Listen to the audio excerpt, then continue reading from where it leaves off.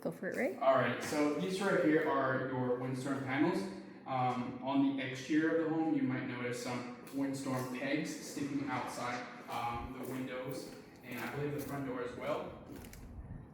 See if I can find one for you guys. Panels will be installed as needed. Obviously, if there's a hurricane coming, these will need to be installed. You can install them, or you can definitely reach out to the company that installed the window pegs, and I believe they might provide the service, but just keep that in mind. Right here, this bag has a map of where each windstorm panel goes installed, as well as all your washers and your bolts and stuff in here. And that's ready for that section. Excellent. And then maybe we can do the sprinkler? Yeah, it's gonna be in the back. Okay. So I'll show you that when we get back there. Here, I know the inspector already pointed it out, but this is just the shut-off valve for the water. So in case there's ever like a major water leak, they shut that off and it controls the whole water to the whole house. You have these outlets here around the garage. Keep in mind, you are more than welcome to have a deep freezer or a refrigerator. I'm sorry, a deep freeze or a refrigerator. You just cannot have both. The reason for that is because it's going to be too much power for the breaker to handle. So you're more than welcome to have one or the other, just not both at the same time. Right here, we're going to have some extra brake, just in case for any future repairs or any small projects you guys might have. Right here, you see you have your garage door.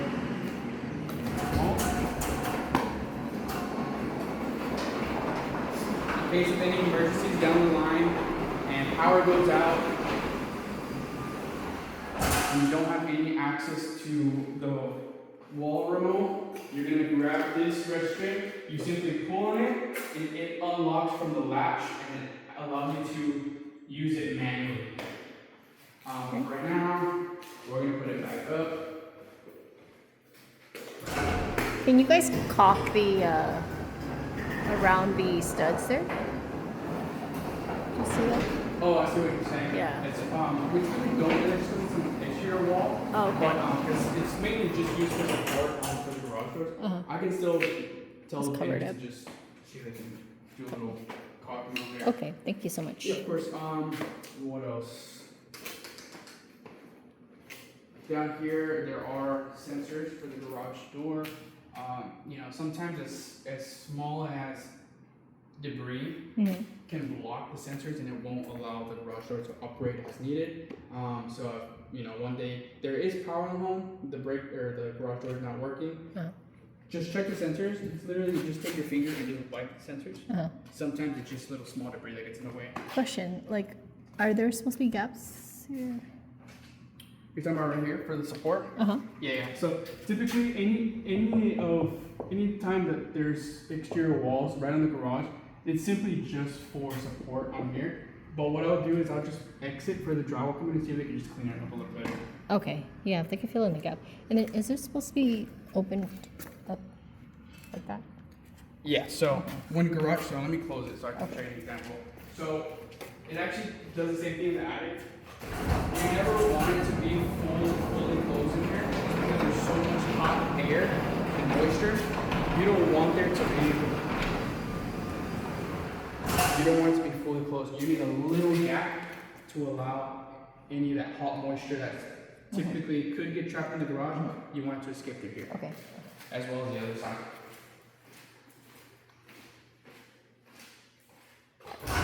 Will you guys be able to pressure wash this? Yeah, on the final clean, they're going to be doing a pressure wash as well. Okay. Can they fill in the cements, these sections here? These patches right here? Okay, Yeah. I could definitely ask them to come back. Yeah, a few here and there too. Okay. Alright. No problem. Yeah, that's basically the garage. Okay, cool. Nothing too crazy. I'll start showing you this side real quick.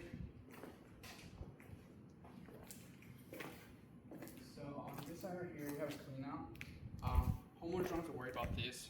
This is just so they know where it's located. This right here is typically just for plumber usage. So in case anything ever gets clogged or stuck, this is one of those access points that the plumbers use to run their cameras or their lines. On this side, go.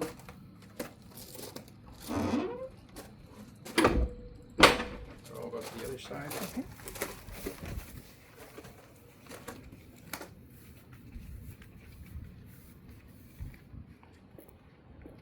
Alright, so right here we have a water hose area. So we have a spigot for them to use in case they ever want to hook up a water hose for it. On this side we have an outlet just in case they ever need to hook anything up. They do have access to an outlet right here. Okay.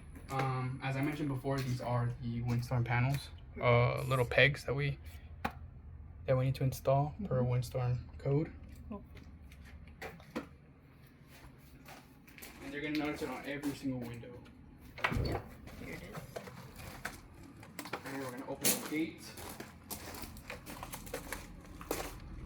Right here, this is already stated on the inspection report, but this is just for the gas cleaner location. They don't have to do any maintenance to it. This is specifically just so they know where it's located. Okay. This is simply just for center point usage. Should there be a cover there? Yeah. So on the inspection report, there are some areas that the inspector called out for exterior caulking. Okay. The painter will have all these photos. So before we sign up on the house, he'll come out here and he'll verify any exterior and interior caulking that's missing. Sounds good. Yes, Now, there aren't any gaps in between those frames, right? Sorry? Is there a gap there? Or is just an illusion? We're talking about right over that little metal? Yeah. Yeah, so the way it works, so this material right here, it runs up all the way to the top. The reason it looks like there's a gap is because when the window gets installed, it's essentially overlapping this, which makes it a little higher, so it makes it look like there's a gap. But you also have to have this metal installed. This is what we call flashing. That's gonna protect you from any water. But there aren't any gap, right? No, there no, isn't no. a like. Literally, Oh, just on top of that is this material. got it. Okay. So it just closes in. It does close It in. just looks like an illusion because of Got it. the flashing. Okay, and then I see the film that's going to be replaced over there. Yeah, because you said it was not the right size. Remember? The window screen. The window Yes, screen, ma'am. yes, Yeah, yes, we're gonna yes. get that on schedule as well. This right here is the backflow system. This right here essentially is what controls all of the water for the irrigation system. This one is very important because when we get to any times where we start approaching freezing temperatures, this will need to be shut off. And the way you shut this off is pretty simple. You're gonna grab these two valves. You're simply just gonna twist it. That cuts off all the water supply for this side and this side. You're still not done when you do that. You still have to drain it. So the way you drain these is you grab a flathead. You have one right here, right here. You're gonna twist that, take these caps off, and the water drains out. A lot of homeowners make the mistake where they'll shut the water off, but they won't drain the system. What ends up happening is you have all this water stuck here, and when it freezes, it pops, it bursts, and this part alone can run you up to $400 or $500, which I wouldn't want to spend that much money if I don't have to. Yep. So always protect it. As soon as you shut it off, you can take it an extra step further, and you can buy a thermal bag. That's what we do at our house. Yeah, you can buy one at Home Depot, Lowe's, Amazon. Or at least just for this part here, Yeah. because you already have the insulation. Exactly. Yep. Whichever way feels more comfortable. Yeah. By the way, you guys are going to caulk these, right? Yes, ma'am. Yeah. Okay. That's already on the list. Yeah. Okay. That's on the report. Okay, good. Yeah, and then down here, you have your valves. These aren't for you guys to worry about or work on. This is simply for irrigation company purposes. So if they have to come out here because there's some sort of leak or something, these are the valves they work off of. Perfect. Alright, so another thing that we added on was before today we had the report that came out saying that these pipes were a little too short. So when the plumbers came out and they added this extension, which allows it to give the 6 inches that the inspector had called it out for. So next time the inspector comes, he'll see this and it will be good. Okay. Alrighty, inside just our back porch area.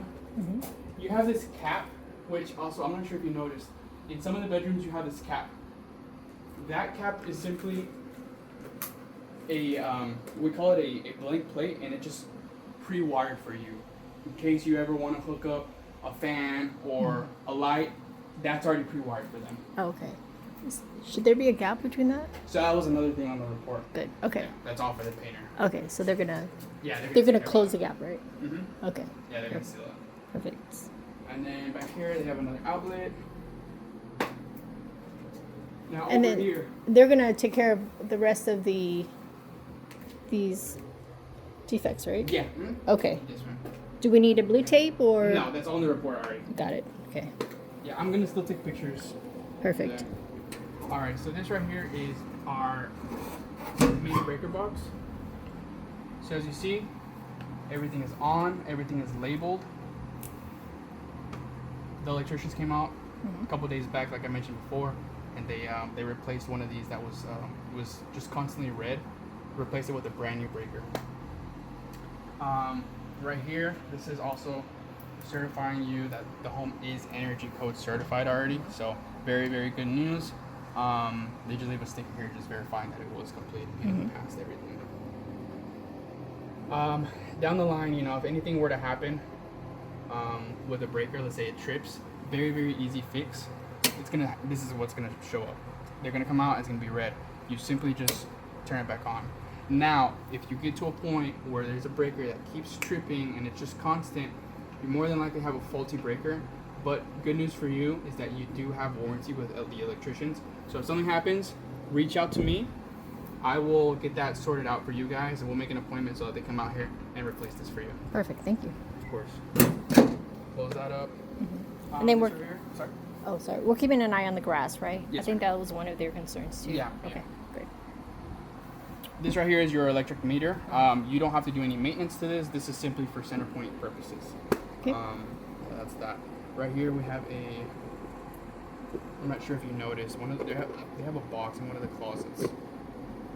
It's for the internet. Okay. It's called the low voltage box. That low voltage box comes out all the way to this. This orange conduit pipe connects to that closet. This is specifically for internet purposes. So whenever they come and install the internet, whoever comes out here, those technicians know that this box right here is to essentially run up all the cords that they need, all the wires, to end up in that closet. But we have this specific box for them because back in the day, what internet companies used to do is they used to drill holes into people's houses. We don't want that anymore, so they have a designated box just for the internet.